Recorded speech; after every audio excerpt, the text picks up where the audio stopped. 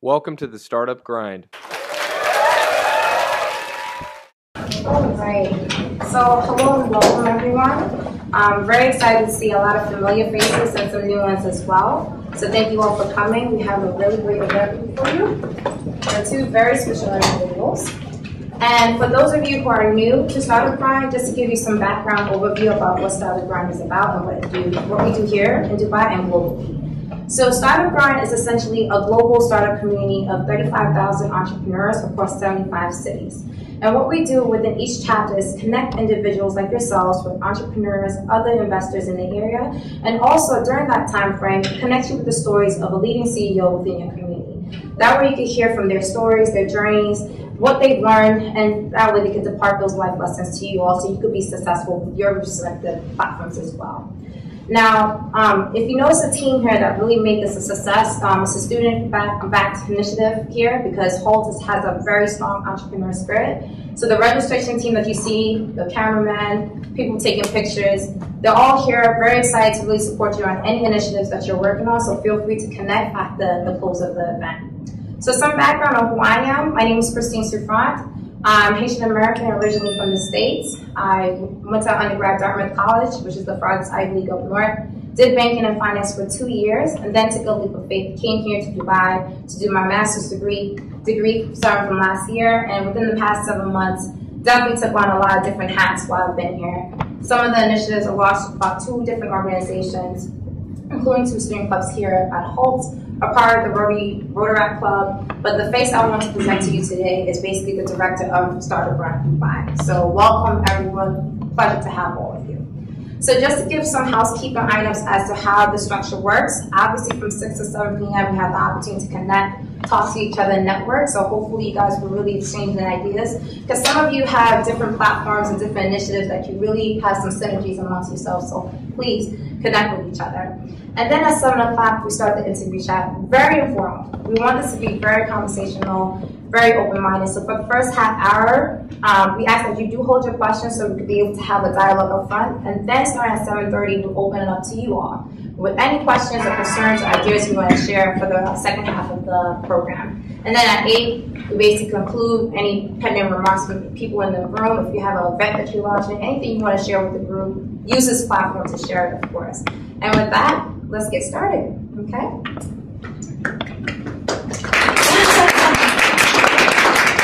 So, just to give you an overview of the profiles that we have here. So obviously we have Eureeca in the room. And so Chris Thomas, just to give you an overview of your background, is the CEO and co-founder of Eureeca, a global crowd investing platform. Now Chris began his career in 2001 in London, working for an investment bank. Moving quickly up the firm's ranks, he advanced within 2 years to Vice President of Sales and Marketing for the Middle East, and was responsible for 10 representative offices in Saudi Arabia and Kuwait. Chris has over 10 years experience in setting up and running businesses. He exited his last major business, an FSA regulated online brokerage with 60 staff in 12 countries in 2010. He has provided various angel investments, owning 2 online businesses and property companies in Brazil. And in 2005, Chris's entrepreneurial ambitions led him to establish an FSA-regulated financial markets brokerage company, delivering a quality tier of service on the retail FX and CFD market in the Middle East.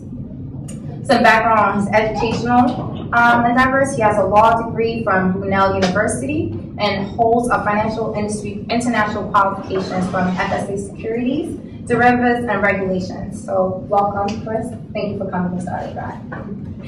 And to his right, we have Joanne Kaba as the head of strategy, partnerships, and outreach.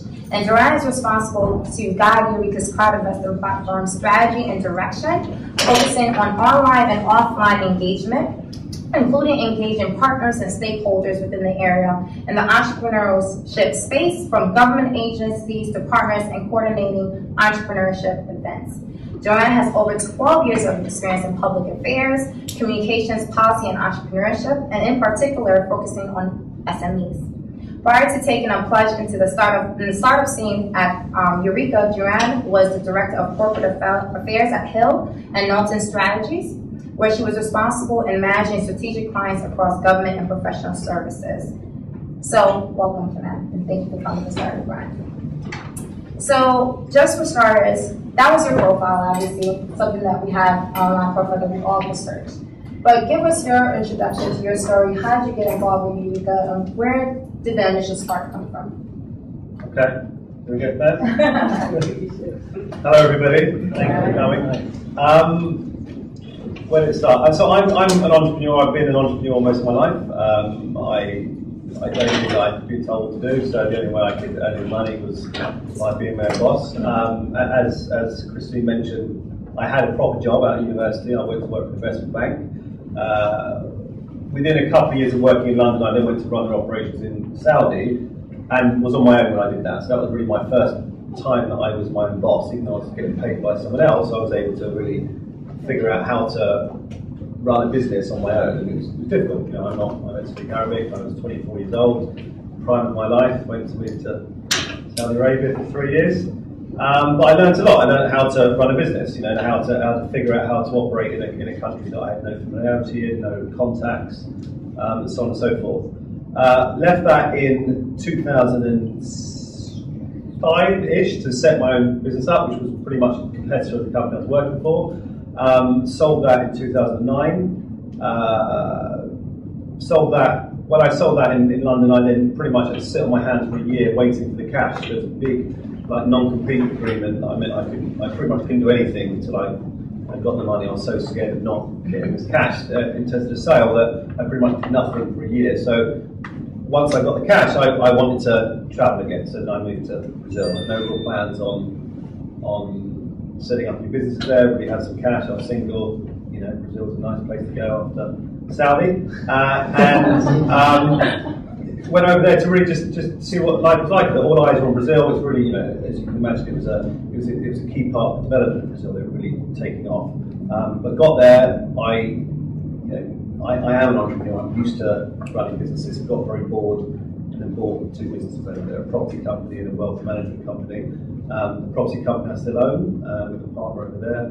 The wealth management company died of death very quickly, and had no plans to come back to the Middle East.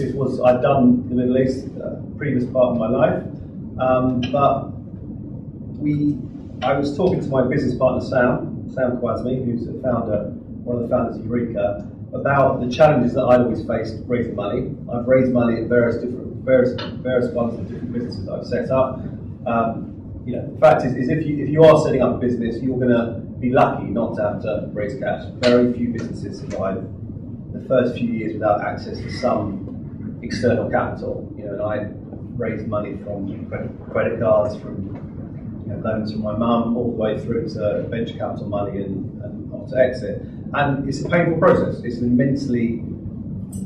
dysfunctional process. The process of raising money, large or small, is difficult, and it's something that we as entrepreneurs are not used to. It's something that we are, as entrepreneurs, are not prepared for, and are not often, frankly, very good at doing it. And so, you know, at that point, we were starting to think, how can we make this whole process better? How can we look to provide some systems or some support to entrepreneurs in doing this? And you know, that was like 2006, 7, 8. Crowdfunding as a concept had just started to take off. The donations model, so Kickstarter in the US, launched in 2008, 2009, which is a donations model, right? So, you know, there's for creative projects that are looking to, they need money, so they'll post their creative project on Kickstarter and they look to raise donations. I was very interested, I'm interested in crowd dynamics. I think it's a good way of doing many things, be it crowdsourcing, finding ideas, you know, raising money, etc. But I wasn't very interested in the donation space. I wanted to look to see if this could work from as an equity model. So can businesses raise money from the crowd?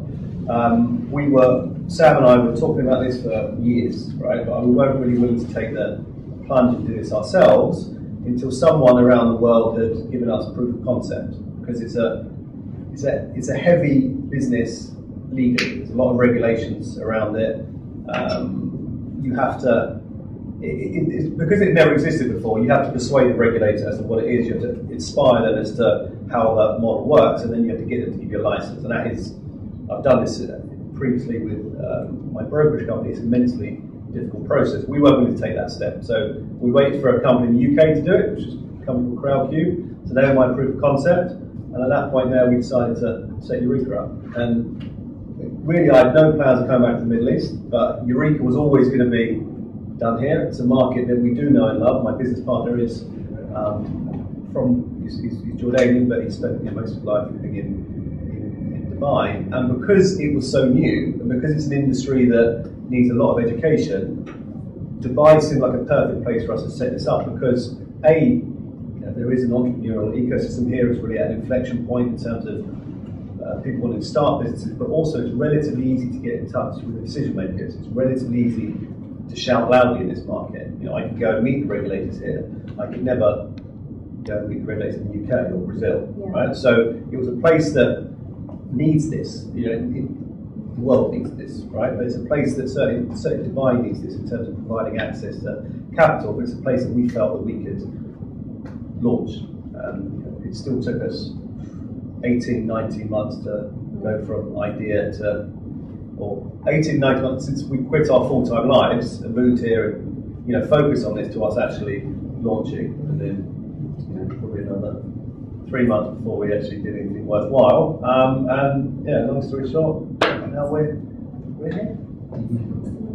And to add, I'm sure that you saw this trajectory and this journey. So what is your story in connection to Eureeca? What have you made with that process? Where do we start? My interest is, I'm from the region, so I grew up most of my life actually in the UAE, and then studied abroad, but my keen interest was always to come back to this part of the world. And so I studied in the States, doing my master's there in public policy, and my real interest is how can business really inspire economic change in terms of job creation, be it entrepreneurship. So when I left my master's, I actually ended up working at Google for 4 years, and a big focus for Google is the long tail. So the idea that SMEs are actually going to be the people that will create advertising for local communities and be able to become relevant for the community around them. And so the real focus was understanding how do we actually reach the long tail, both in terms of content, but also in terms of getting them to be connected to people that want to know that they exist as businesses. So kind of the cross section of the two was always my dream, is to find a job that I could marry my interest in policy with business.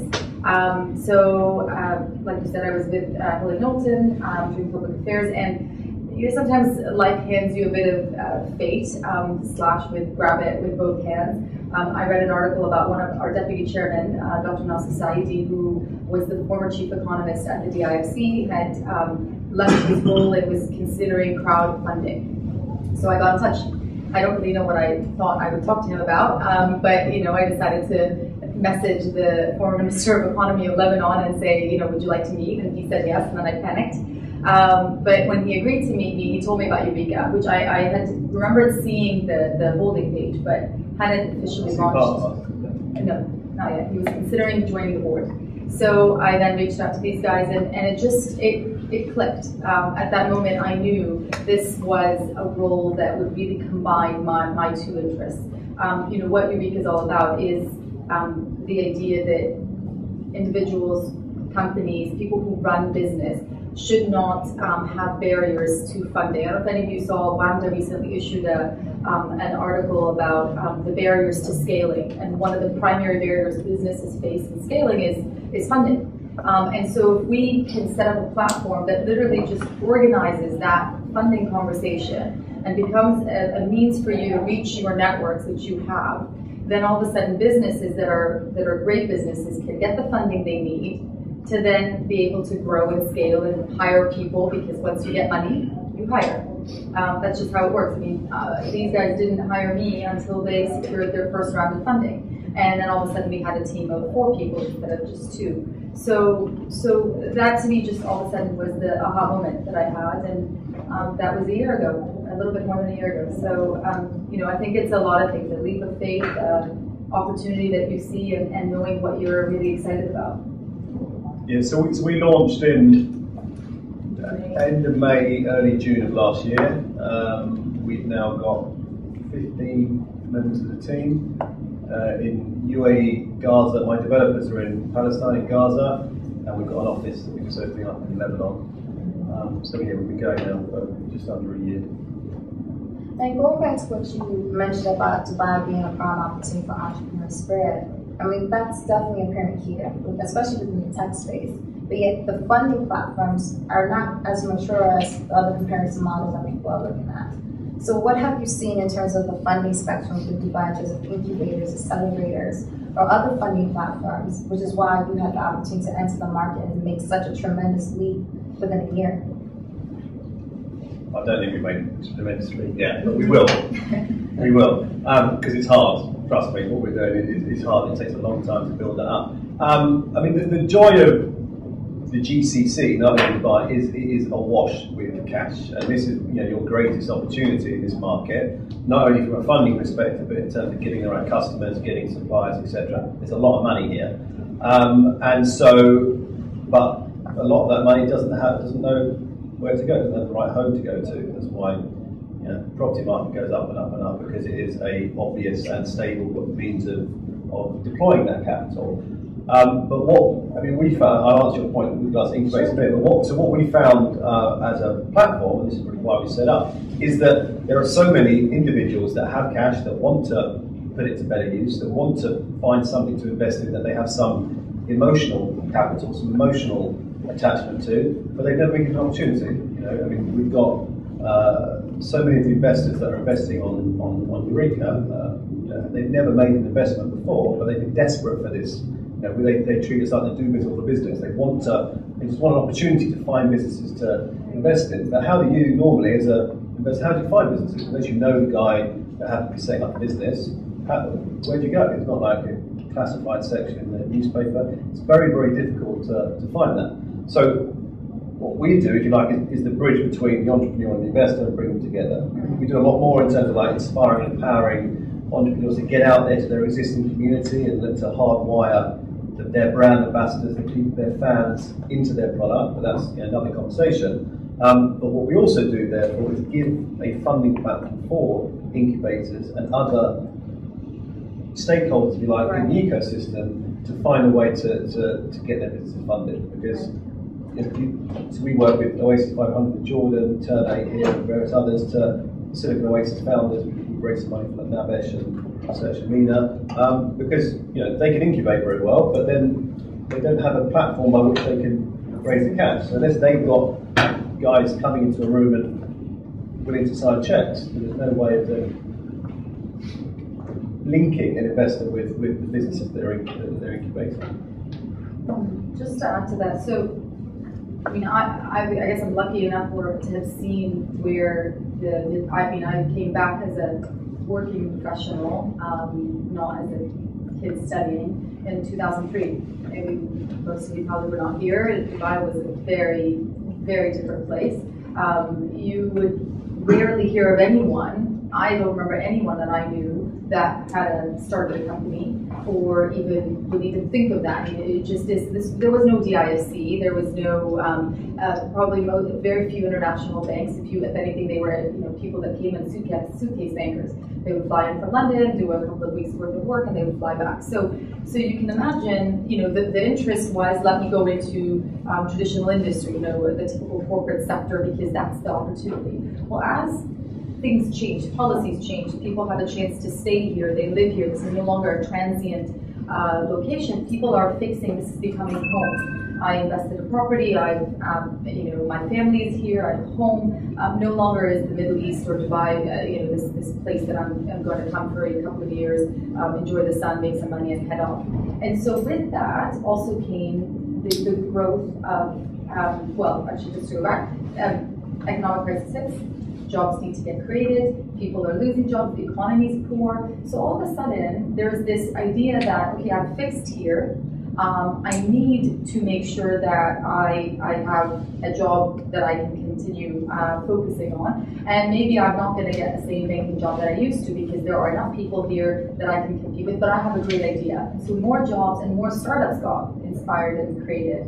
And so it's kind of a lot of things that came in at once. You had angel investors coming in, incubators got set up, co-working spaces got created. And if you mirror where we are today and where Silicon Valley was probably a few decades ago, maybe less, it's that concept in which these combination of these things all come together. So you have co-working spaces, incubators, accelerator, all feeding into each other, VCs, and we fit into that pie. It's the natural growth of an ecosystem, if you may. So I think for us, we came in probably at the right time, in which we're at that inflection point where all these entities are coming together. It's great now, but maybe you've been to the hub or when Pavilion was kicking around. It's fantastic. I can walk in and I'd probably see 5 different people that can add value to my business. Maybe it's someone who's producing a video, or someone that I might consider talking to about a funding option, or someone that is a partner that we could think of something together. And this didn't exist 5-6 years ago. So I think it's just timing and the fact that the economy is crying for it. I mean, it's no surprise that there are so many people that are starting businesses. And I'm sure we can talk to you about why FCARD even got created, which is one of the accelerators that's being fostered here from digital media. So, there's a reason this is happening at this point, and we fit into that whole pie. Awesome. And so, in knowing that you came in at the right place at the right time in the ecosystem, we're starting to really develop. That 18-month process that you mentioned, in terms of when it came from idea to actual Eureeca, as we see it today. Explain that process, because a lot of people here are either entrepreneurs, aspiring entrepreneurs, or actually have a platform already. And so for those in the room who are trying to get that idea to actual manifestation, like, how did that process work for you? Okay. In terms of who our audience, who has a business or is looking to set up a business? Okay. And I mean, the rest of you are budding entrepreneurs. All right. Okay. So Sam and I, like I say, quit our full-time lives 18 months before launch, but we've been talking about this for like a year before that, right? And so, and for me, that's the really exciting part of running a business, is that day by day you talk more about these things, and you start fleshing it out, you do some research, and you have a few conversations, and you then start to build a model, and it kind of works, and then before you know it, there is this one day where, we're actually, this is a business rather than just be a conversation or a hobby or whatever.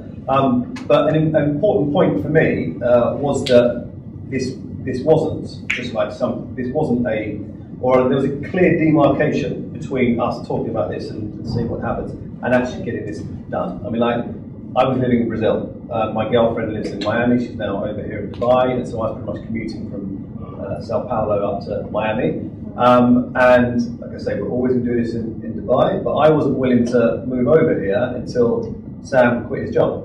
So this was the ultimatum I gave him, which is like, if we're doing this seriously, I'm going to move my life, however far Brazil is from Dubai, but over the other side of the world to make this happen. And so let's take this seriously and let's make this work. And that was obviously an important watershed for us to really focus on this full time. But we've been doing it for a year before that, is my point, fleshing it out and talking about it.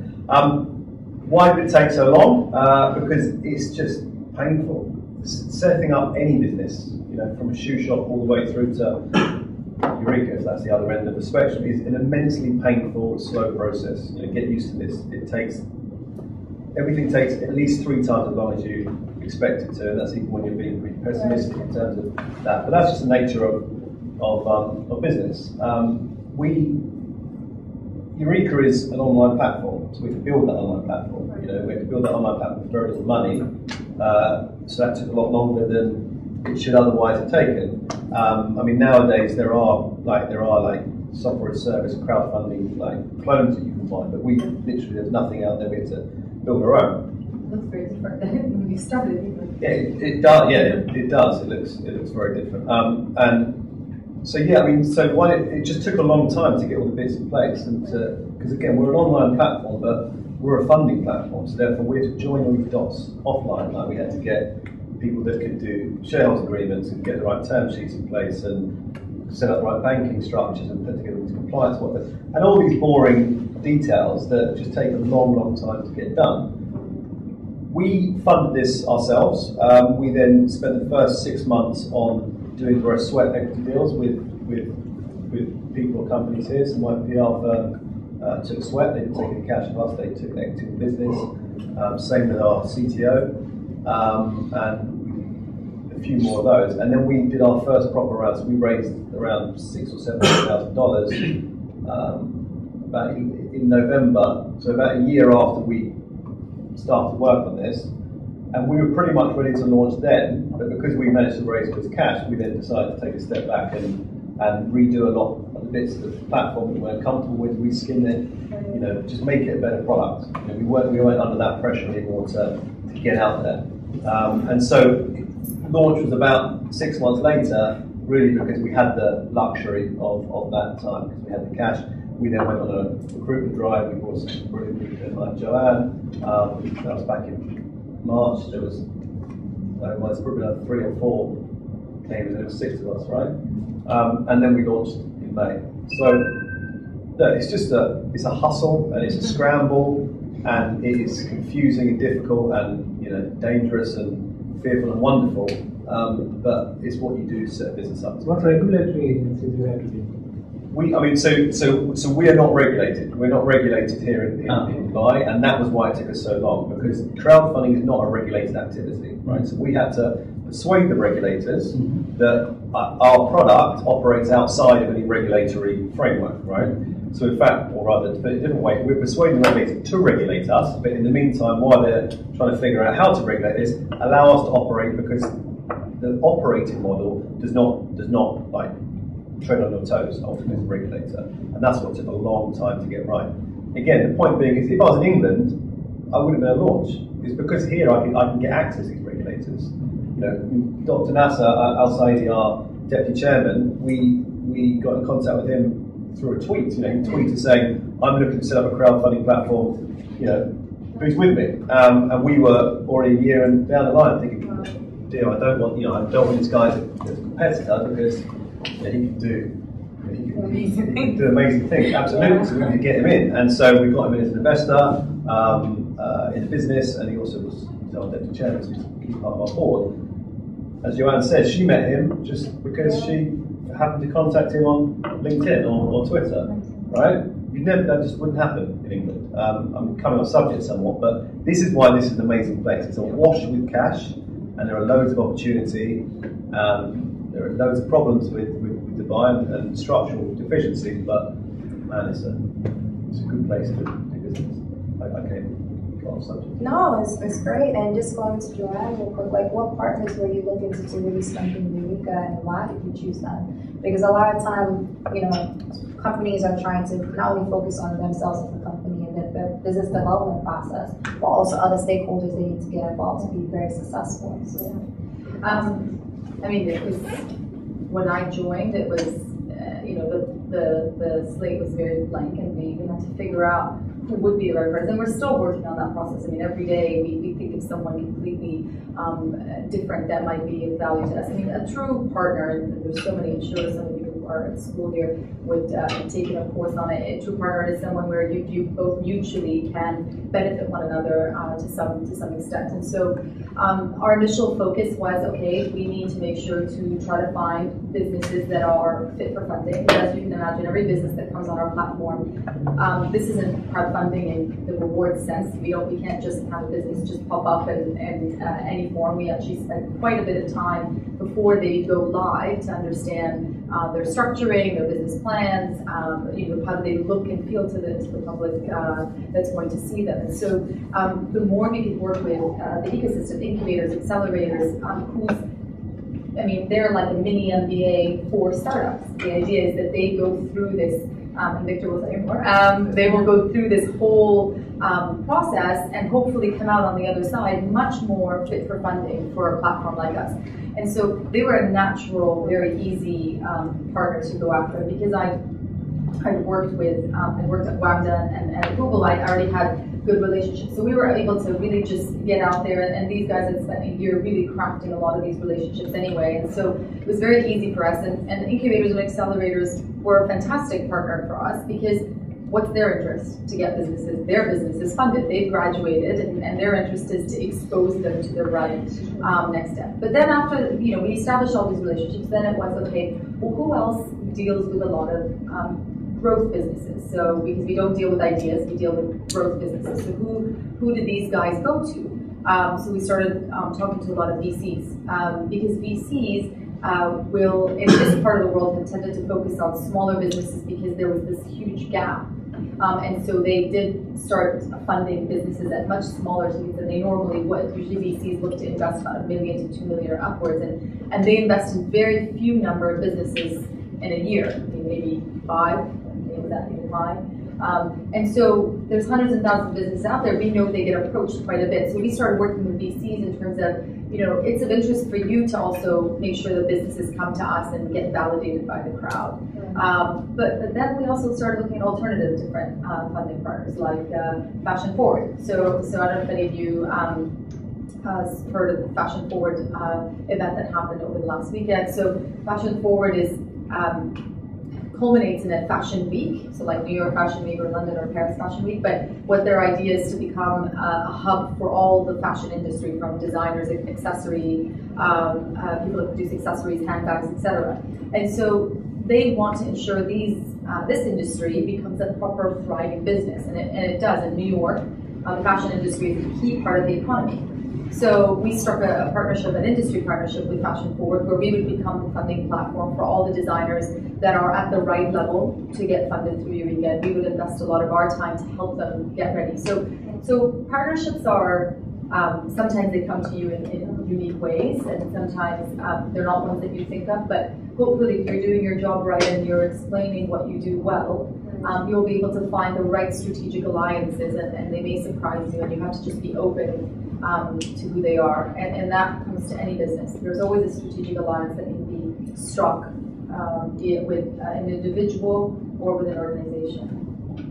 And I guess since your launch, like the companies that have been on the platform for Eureeca, I guess what were the top success stories, and why do you think they were successful?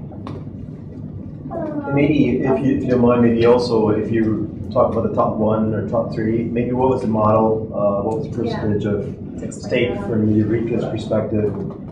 Last one, Joe Biden? Yeah, Joe Biden. Carry got funded today. That to do with numbers. So what I'm looking for is, what was the business model? So Eureeca as a company invests, let's say, $100 in something. Yep.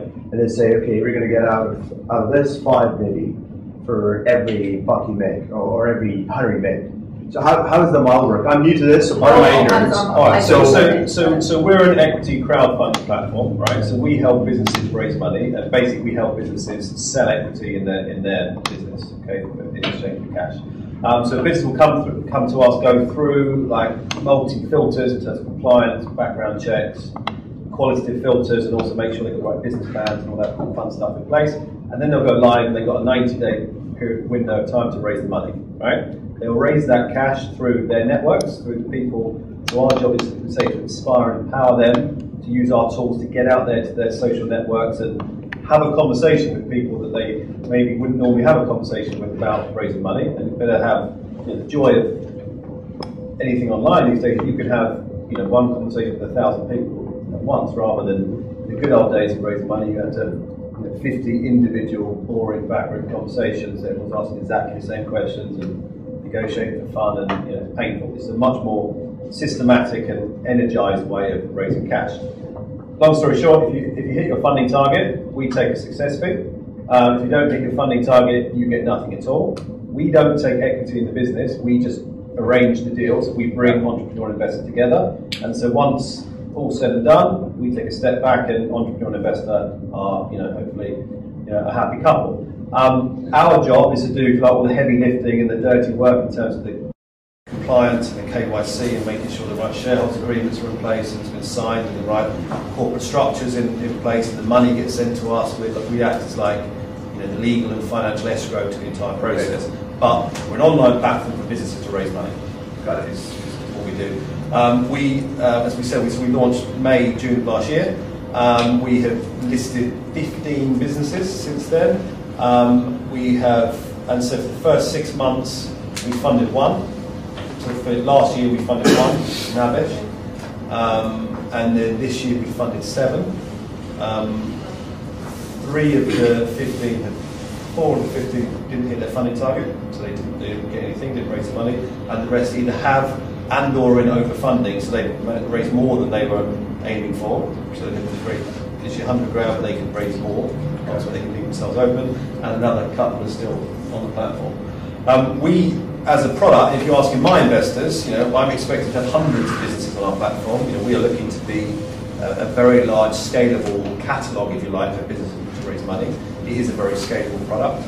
But right now, we're being very careful about what businesses we bring on the platform. We're spending a lot more time with both educating the market in terms of how this works, but also holding the hand of the average entrepreneur through the entire process to get them on. So there's a lot of heavy lifting that we're doing right now that in a year's time we won't do, because I'll be much more ruthless about the fact that you come to us with the right documents, or you can't come on. Whereas now we're really helping them with business plans, getting them structured the right way, making sure their financial model makes sense, putting together the right video, and just holding their hand through the process. Okay, thanks. So in terms of, it's hard to pick, because every single business that comes on brings something completely new that we didn't expect.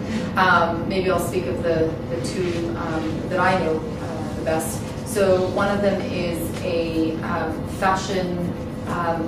So just actually before I explain the one, most of the businesses that we started out with were tech e-commerce businesses, because we were working with incubators, and most incubators tend to focus on the tech industry or digital, and so we started out with a lot of very tech-focused businesses. And so when a fashion business came to us, we were very excited / slightly nervous, because we weren't sure what the investor appetite would be for a business that would probably be much more patient in terms of the investment that they would put into it. And so Coupe Couture launched her campaign, and I think within 8 days she was 60% funded. And this kind of was the aha moment of what the power of crowd investing is for businesses that have proper and really strong clients, suppliers, followers, or people that really are tied to the brand. Crowd investing really is all about my connection to you as a business. So as Chris says, that emotional connection that I have. For example, I've gotten really into yoga. If I see a yoga studio that I think is really great, that's a fantastic business for me to invest in, but not any yoga studio, the one I think that's actually going to scale. And so it's that combination of, I think you're a fantastic business, or I really love this industry, or I really believe in this entrepreneur, combined with it's a scalable business, or it's a business I think that's actually going to go somewhere. It is an investment, not a donation. So all of a sudden the dynamics change, and this is where Coupe Couture really benefited. She called us and said, these investors aren't even my friends yet. These are people that are, some of them are customers, some of them are people that I've had some relationship with, but more they follow my brand, and they kind of share it. So 60%, and she was raising I think $68,000 at the time, was in 8 days. So we were all extremely happy. And then the last person who invested was someone from Saudi who had never met her before, and she'd never connected to him. He was someone that was just looking for an investment opportunity, found us through Twitter, connected, was looking around at lots of different businesses on our platform, but found that because you as an entrepreneur will connect to your various social networks, so he saw that he had people in common with her, spoke to her, understood much more of her business model that he wanted to understand, and put in, I think, I don't remember, like $40,000 to complete the investment. So this is the beauty, is that all of a sudden that investor would have never found this kind of an entrepreneur, because our natural instinct is to go to the same 10 angel VCs and the same 10 VCs that everybody's going to.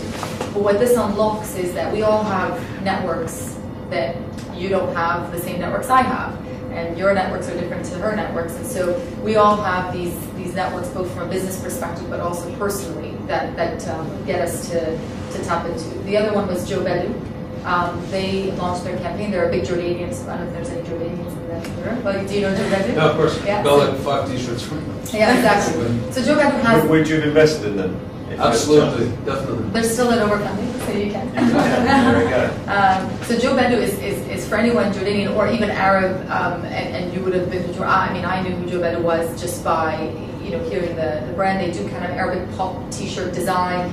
stickers, all this kind of stuff. Joe Bedu is a name, is people know the guys. They launched a funding campaign to raise $100,000, and they completed it in 4 days. I mean, even they were surprised. I mean, they had someone come in that they'd never ever heard of, seen. I don't remember which market he was from. Some of our businesses got funding from Japan, from Singapore.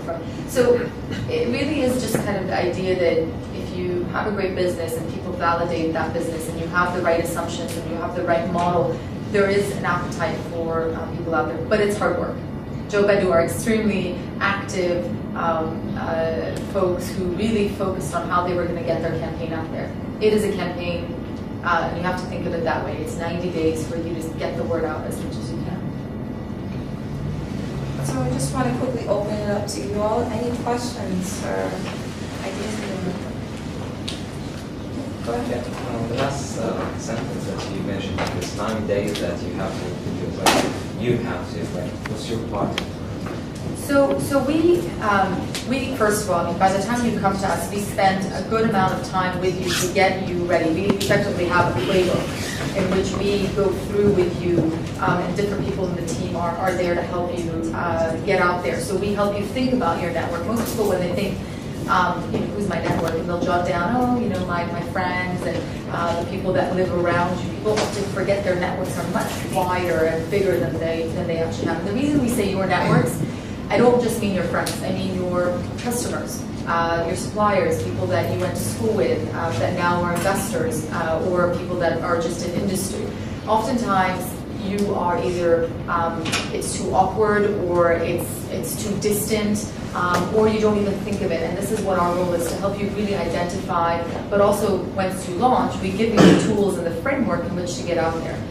The reality is that if it's very difficult, and also you need a legitimate vehicle in which to get out there. So our role is to mirror what you do. If you're out there shouting loudly, we equally do the same.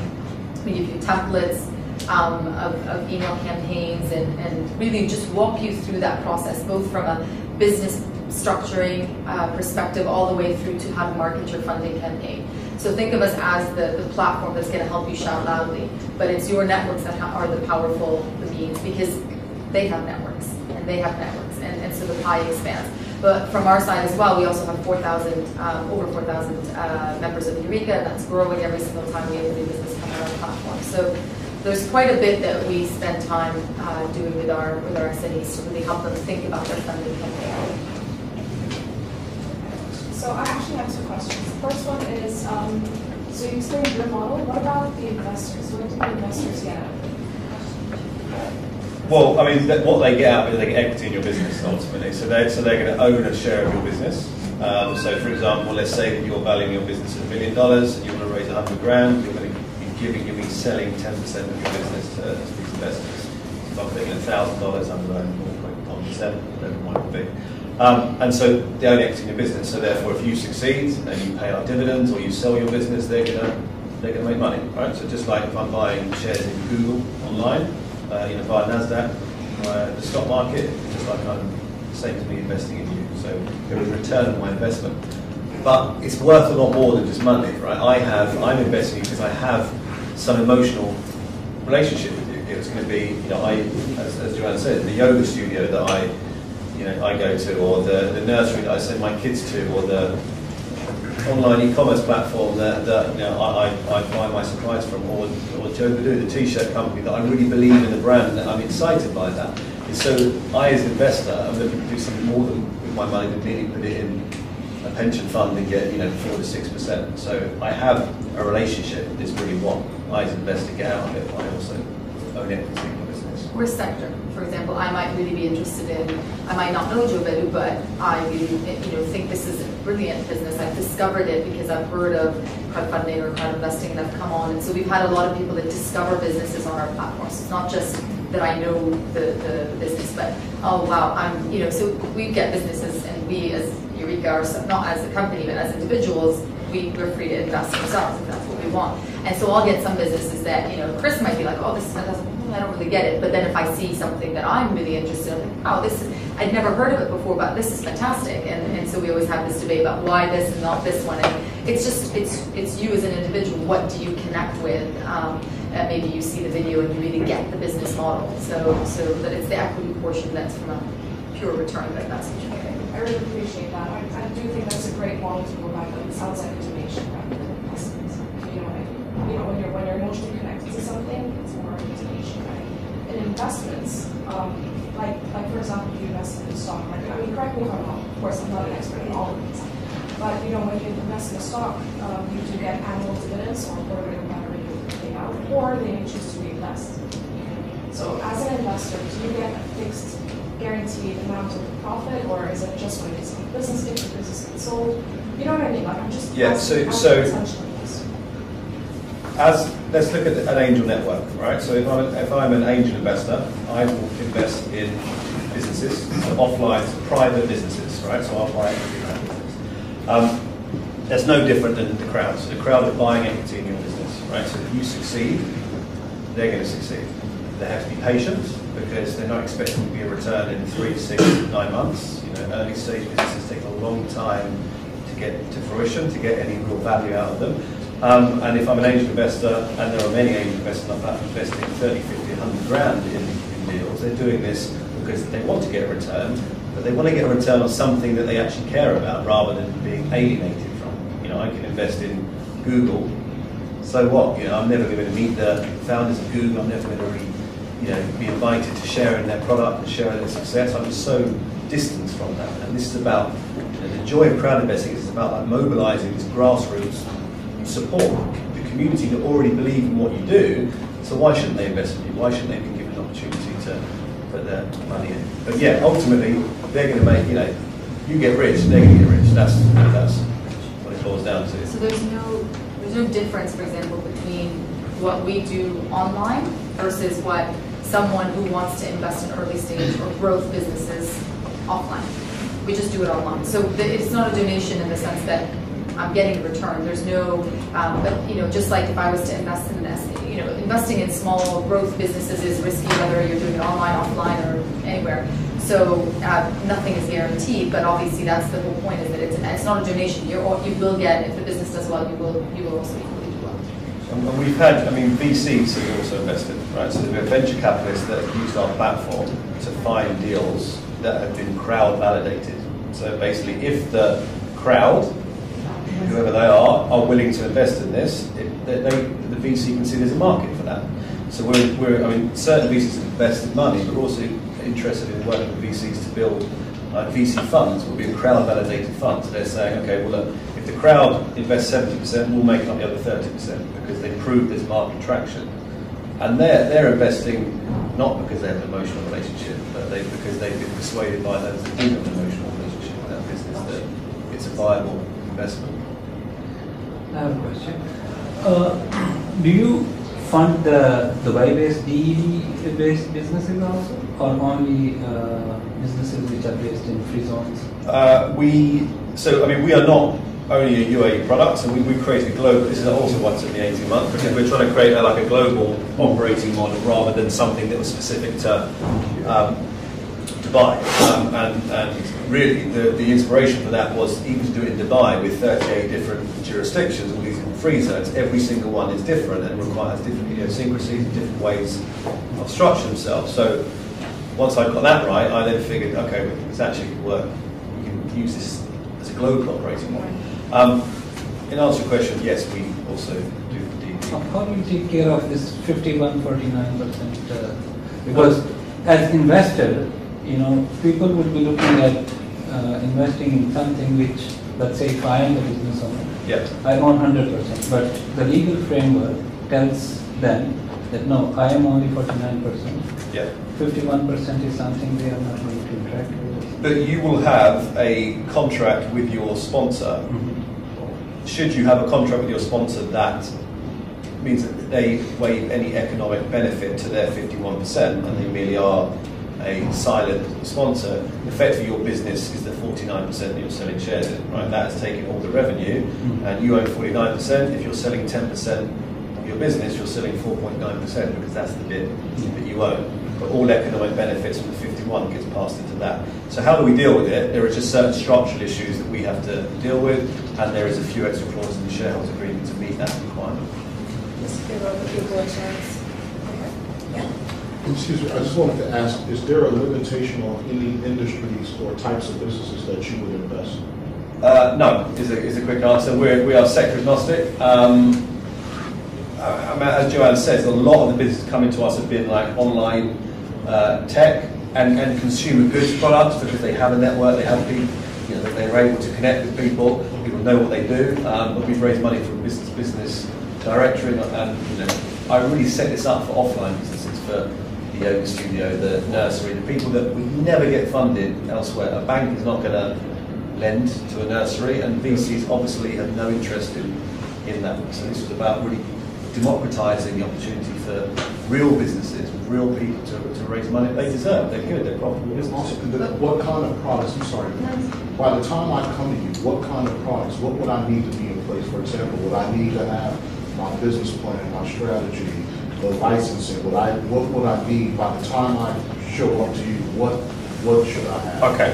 Right, well, so good question. So we are our sweet spot, right? And there are various crowd investment platforms globally that will focus maybe on a different stage of the business cycle. We are our space post-operational businesses, okay? Not ideas. So we're not a platform for concepts. The reason for that is really because it's hard enough for me to socialize the concept of crowd investing to the masses here. I need to do it with businesses that are a bit more safe, if you like. Once you are operating, you've gone through the valley of death and all the hard work, etc., and you're willing to take it seriously. So I can, as a platform, have more comfort that you're still going to be around in 6 months' time than someone with an idea that, frankly, ideas are easy to forget about. By the same token, by the fact that you're operational, you will have a network. You'll already have a product that people can understand, and it's tangible. People come visit you somewhere, etc. However, we're talking about Eureeca, but I'll also give you some advice, me as an entrepreneur, and how to bootstrap and get through it. Is I don't need you to have a company, because you can set that up after the event. So you can be operational but not have a company. We'll look at every business on its merits. This is being recorded, so I should be careful what I say. But really, I wouldn't, if I'm you, I would not bother setting up a company until as late as possible. It's a very expensive, very difficult process, so I wouldn't do it. So operate, Poupée Couture, so it's actually being video. Here's where I come in. Yeah. Okay, so Messaging. Just to go back on the script.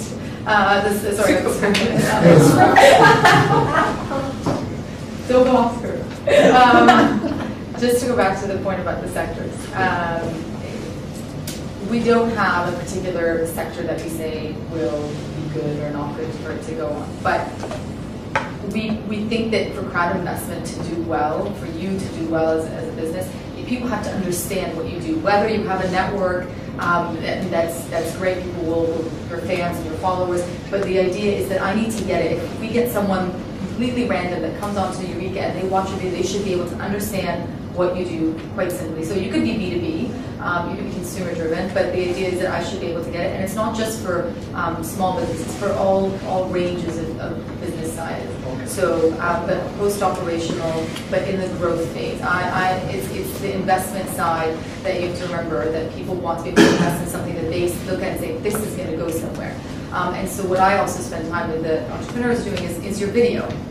70% of an investment decision is based on the person that I'm investing in. So you can have the most brilliant idea, but if I don't believe in you, or I don't think that you are a fantastic business owner, or there's no passion behind what you're trying to do, I probably won't invest. And so people need to see that you are just out there and pushing and making sure to get your business to be successful. Everybody has an idea, but there's very few people that can actually make your business happen. So this is where when we look for in someone, we want to see post-operational, but that business actually can take something and take it places. We wouldn't be able to raise money for a factory, for example, right? A factory out of generally, because there's no real, not sexy though. Time for a couple more questions on this side. Let's say if I come up with a post-operational business, and then do we have access to the 4,000 members you mentioned? Okay.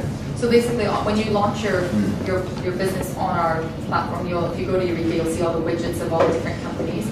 You will launch, and that basically we mirror a lot of, we'll obviously do a lot of our own marketing to our subscribers to make sure to update them on new businesses that are coming on, businesses that they invested in that are getting new investors or ones that successfully got funded. So absolutely, and by when we say members of Eureeca, is that basically when you go out to your network, everyone that wants to invest or really look at your documents has to already be signed up to our terms and conditions, and they become a member of Eureeca. So it's almost naive to think of that they've all passed a certain level of acceptance, that they are now on the Eureeca platform, and so that number will continue to grow as every new business comes onto our platform as well.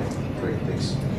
Just actually on that point, one last thing to point out is that a lot of times people will come on and they'll sign on just to invest in one business, but then all of a sudden they stick around and they see other businesses that maybe they didn't know about, and then they start to reinvest into new business. So that's the idea as well, is that you know, the networks keep growing, because if I have an appetite for a fashion business and I invested in this business, Couture, well then when a new fashion business comes on, oh, that's actually really interesting too, and I want to spread my investments to multiple different businesses. Okay. How do you ensure for an investor, once he's invested, there is a compliance in terms of you have got the funding and then you're running a business, but there is no transparency in terms of the revenue that is being generated or what kind of expenses? And the second question is, how does an investor get, if he wants to get involved in the business, to give some in the management? Is there any process for that?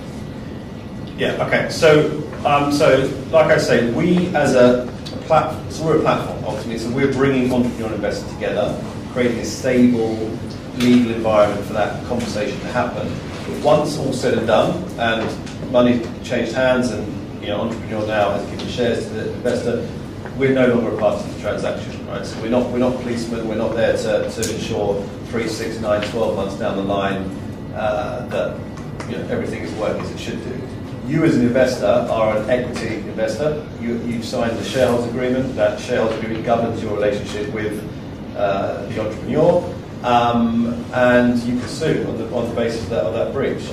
Also, ultimately, fraud is a... How does the regulatory work? Because if someone is investing from Saudi in a Dubai business or from any other country, Crossing country borders. What kind of tools does he have, or do you educate them in terms of these are the legal actions you can take, or? Yeah, let me expand on my point, because I'll come on to that. We're not a party transaction after the event. However, you can understand from my brand, I want to make sure that every entrepreneur, is not going to act like that. So we spend, like I say, much more time right now on getting to know the entrepreneur very well, making sure that they are going to deliver, and also giving them a lot of instruction in terms of investor relationships, in terms of corporate governance, in terms of how to structure themselves, in terms of what to do. We'll advise those entrepreneurs to, before raising money, is to have the right corporate governance structure in place, have a board. Because I as an investor, and I do invest, I invest in businesses on Eureeca and off, and offline when I can find them. If I'm comparing like for like, so two businesses that are very similar to each other, I'm going to go for the one that does give me the most protections. And that protection isn't really necessarily the shareholders agreement. It's going to be, how is the company governed? How long has it been around? How visible is the company? How much can I ensure that that company is still going to be around in 3, 6, 9, 12 months time? I have, so Dr. Nasser, as Joanne was mentioning, is on my board. He's harsh. So if I'm an investor in Eureeca, I would feel very comfortable investing, because I know in this board structure that basically I can't do what I want. I've got these guys, my board of directors really, control what I do. And so in any investment, and our job as well as the industry's job, the incubators, the VCs, etc., is to educate entrepreneurs here in the region, but also investors here in the region, what it means to invest, how to assess the right investment, how to ensure this. And so we're really trying to, we are dragging up the quality of entrepreneurs by forcing them to be very visible about their investor relations and protection. To your specific point, it depends. It depends on the business, right? So you'll have a term sheet when you look to make an investment. That term sheet is going to tell you where is the law governed from. If there is an issue, are you going to default to the courts of UAE? Are you going to look at arbitration come to arbitration instead. It depends. Each deal is different. You know, so we provide advice and support and templates for entrepreneurs to use as they want to, but really, you know, each deal makes its own mind up. So we have time for just one more question. Anyone who hasn't been able to ask a question and wants to ask one? Were you able to ask a question? Go ahead. So who does the valuation? You said 1 million, you know, $10,000 is 10%, you know. Yep. Who does the valuation? Well, you do as an entrepreneur, and the crowd does, because they either invest or they don't, right? So we, and I'll give you a better answer than that, but really, there is also a price discovery mechanism built in that if you as an entrepreneur launch a proposal, you've got 90 days in which to raise your money at, let's say, a valuation of $1 million, and you're not getting the traction, you can reduce your valuation during that 90 days, i.e., you know, to therefore make yourself more attractive to the investor community. But so ultimately, we do not value companies, right? We will provide you with templates of how to value the company, but valuation is an art, it's not a science. There are various scientific mechanisms and algorithms and ratios you can use to prescribe a valuation, but often it's about comparables, it's about people having a sense of the risk and reward, how strong is the board. If I've got a strong board, I'm going to value that company more than I would do with one that doesn't. It's an art rather than science. We also have various third parties that we'll refer you to that can give you that validation. Yeah, and you know what we're trying to create we're trying to create like an online ecosystem for funding. So we're encouraging entrepreneurs to get various badges of approval, get a valuation from Dun & Bradstreet, or a badge from BDO saying you've audited your accounts, or go through an incubator, Turn8, for example, right? And we put these badges on their proposal. So you know, as an investor, if you understand, for example, the Turn8 incubation scheme, you know if someone's gone through that incubation scheme, you know how they've been structured, right? So it enables you to compare different businesses in different ways. So we're encouraging a lot of these, if you like, badges of approval, like marks of quality, and one of those is valuation companies that can give you a much more heavy valuation. But you know, frankly, it's a very good question. Very difficult to value business. Really, if you're early, you know, be reasonable. You want to give investors value. You know, we don't want to dilute ourselves too much as entrepreneurs, but you have to be very realistic in the early days as to what you can hope for. And did you have a point to which, because I noticed Joanne was mentioning earlier? So, yeah, go ahead. So, thanks, Joanna. So, basically what we've done, as part of brokerage, then we've launched an incubator. My company is called Integra, and we do digital media. We're hooked into our clients are tech operators, so we provide them with digital products such as TV, apps, websites, anything that is digital. So we created an incubator that is a bit different because we're not a VC, so we're interested in products. So what we do is we do a selection round. We pick some companies, we give them funding, office space, mentorship, all of the help that they need to really establish themselves, and actual mentorship. So in our company we have development team, designers, business people, SEO people. So we help those companies by putting them in contact with these experts, and then we prep them to go to market. And if the product by the end of the incubation has to be at least a minimum viable product that we can then help them launch in the market and expose them to millions of Arabs in the country. And we don't take equity, so we do it on a revenue share model. So if we make it happen for the entrepreneur and he makes it happen for himself, then we both generate money. Awesome. So you guys heard that? So connect after, for sure? And the name of the incubator is Afkar.md. And then how are they going to raise money afterwards? Through Eureeca. So definitely reconnect. And just one quick announcement, and then we'll come to the close. You mentioned, you started Eureeca after proof of concept with another company. What if there's no proof of concept when somebody comes to you? So what do you mean? What me as a yeah, someone want to raise funds and it's not it's a post operation but not proof of concept. I mean, so we would take that business. I mean, there doesn't need to be approved. The reason I wasn't willing to take a risk on Eureeca was simply because I knew how immensely anal regulators because crowdfunding. If it's a crowdfunding company that wants you to, find put it in your platform. So a crowdfunding company? No. What if I'm far away from that? But just a question. Oh, like a crowdfunding company that wants to raise money on our platform? Yeah, like a Kickstarter on Eureeca, basically. Oh, okay.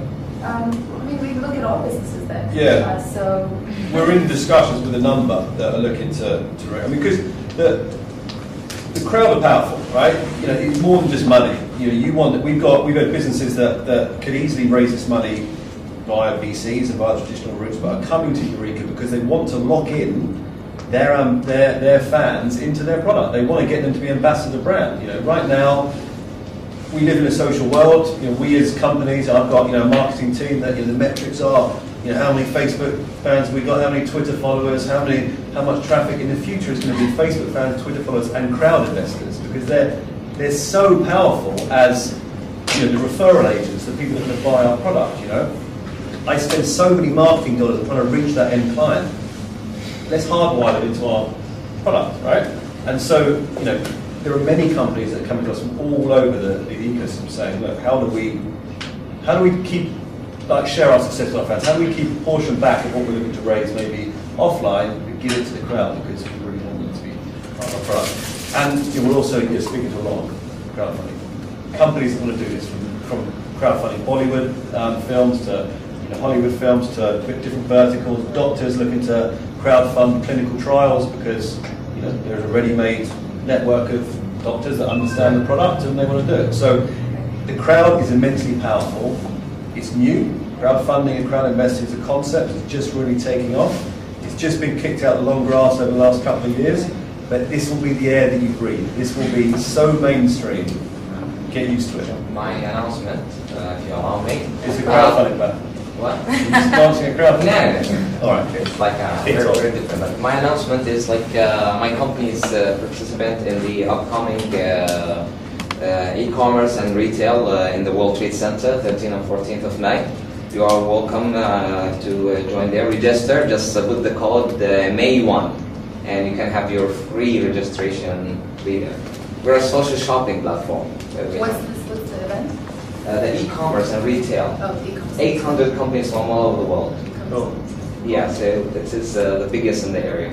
So we're going to also give 30-minute speak there.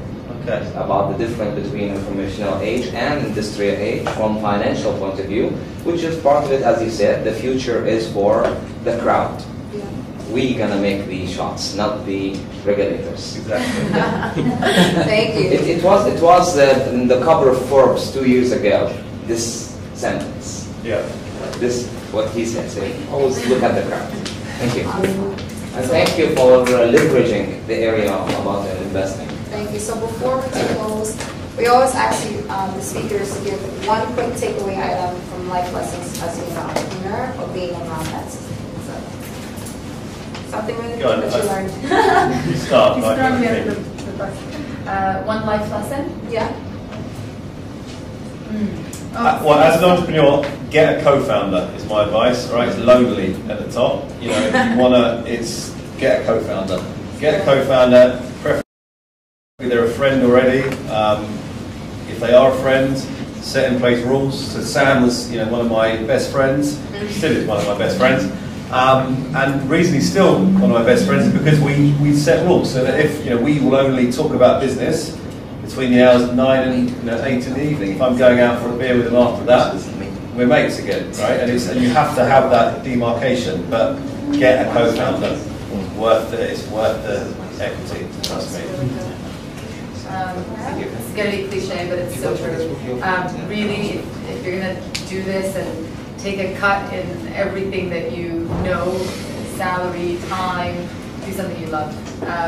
And the way to do that is to really pay attention to what you enjoy doing in your spare time and do that. It's, what are you reading? Where are you spending your time? What are you, just pay attention and do something you love, because otherwise it is just those hard days will become much harder. Yeah, if you don't love it, you'll hate it within 2 years. And it's not glamorous. Yeah.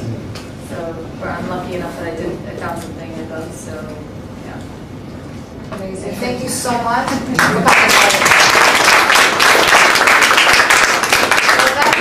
This month's event, so keep an eye out on the thread for May. We're going to have a lineup of 3 different CEOs then. So thank you all for coming, and of course we still have another 5 or 10 minutes to interact, and thank you.